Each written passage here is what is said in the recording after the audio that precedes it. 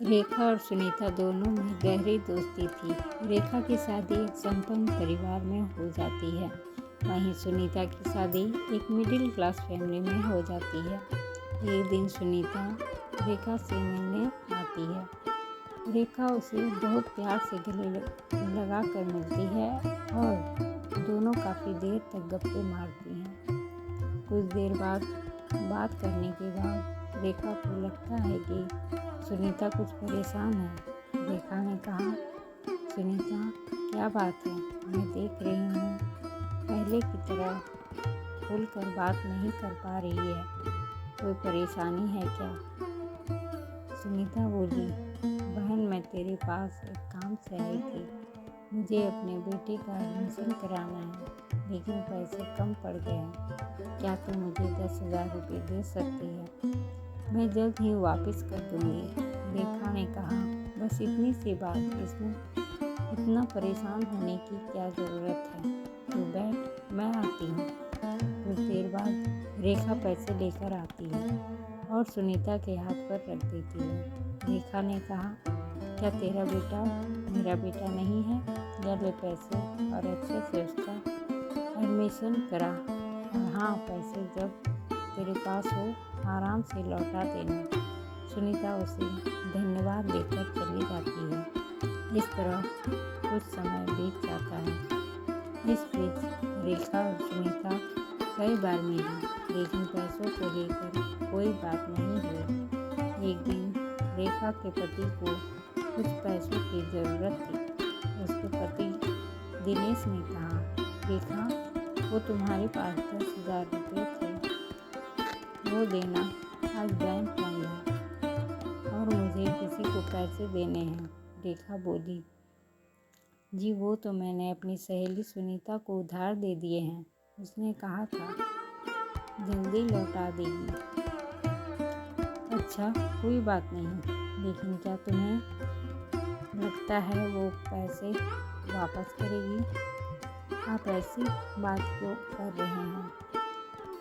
दिनेश ने कहा, मैं ऐसे कई लोगों को जानता हूँ जो रिश्तेदारों को कोई ना कोई मजबूरी बताकर पैसे ले लेते हैं, बाद में वापस नहीं करते, और उन्हें पैसों की आवश्यकता भी नहीं होती।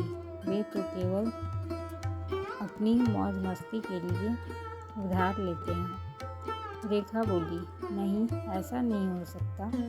सुनीता कभी झूठ नहीं बोलती। इसी तरह कुछ दिन बीत जाते हैं। एक दिन रेखा सुनीता को फ़ोन करती है।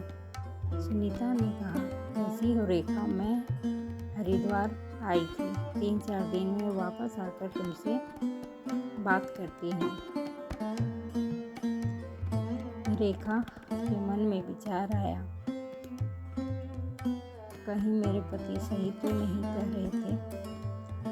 उसके पास यदि पैसे थे तो इसमें मुझे लौटाने की ज़रूरत नहीं समझी और घूमने चली गई।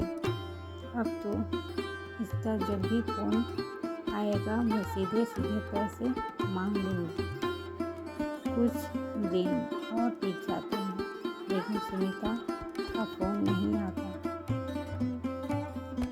एक दिन रेखा सुनीता को फ़ोन करती है, सुनीता, तू तो मेरे पैसे हड़प कर बैठी, मैंने तेरी मदद की थी, अब तू मेरे पैसे वापस करने के बजाय हरिद्वार घूम रही है। चुपचाप 2 दिन में मेरे पैसे लौटा दे, आज से तेरी मेरी दोस्ती खत्म। अगले दिन सुनीता रेखा के घर आती है। सुनीता बोली, बहन इतनी गुस्सा क्यों हो? यह ले अपने पैसे। रेखा चुपचाप पैसे ले लेती है। सुनीता बोली, रेखा तू मेरी बचपन की दोस्त है, तू जानती है मैं झूठ नहीं बोलती। मैं तेरे पैसे लौटाना चाहती थी, लेकिन तभी मेरे ससुर जी की तबीयत अचानक खराब हो गई। वे हरिद्वार में रहते हैं, हमें अचानक जाना पड़ा। तेरा फ़ोन आने के अगले दिन उनका स्वर्गवास हो गया। हमें 13 दिन वहीं रुकना पड़ा। कल रात ही हम वापस आए हैं। यह सुनकर रेखा रोने लगी। मुझे माफ़ कर दे, मैं भूल गई कि हरिद्वार में तेरा ससुराल है। मुझे गलतफहमी हो गई थी। कोई बात नहीं बहन, मुझे भी माफ़ कर दे। पैसे देने में देरी हो गई। सुनीता पैसे देकर चली जाती है, लेकिन उसके बाद सुनीता और रेखा पहले जैसी दोस्त नहीं रह पाती। वे कहीं मिलती तो सिर्फ औपचारिकता से थोड़ा बोल लेती।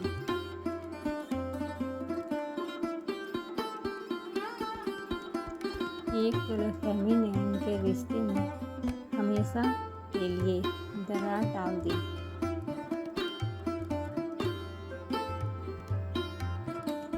दोस्तों, आपको ये कहानी कैसी लगी? अगर अच्छी लगी हो तो लाइक, शेयर और सब्सक्राइब करें।